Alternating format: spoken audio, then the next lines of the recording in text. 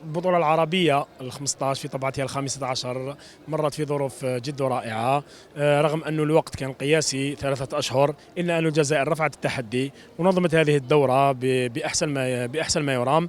وهذا بشهادة كل الوفود العربية. كنا تحدثنا مع العديد من الصحفيين والرياضيين العرب الذين أكدوا لنا أنهم شاركوا في أحسن دورة ربما في تاريخ الدورات. أعتقد أن المستوى كان عالي، مستوى المنافسة. كنا شفنا في الملاكمة مثلا، شفنا منافسة كبيرة بين المدرسة الأردنية والمدرسة الجزائرية والمدرسة المغربية والتونسية كذلك. شفنا في ألعاب القوى كذلك تنافس كبير.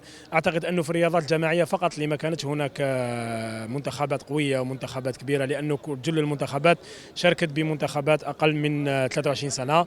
الدورة كما قلت مرت في ظروف حسنة، الجميع أشاد بذلك بما في ذلك المسؤولين العرب.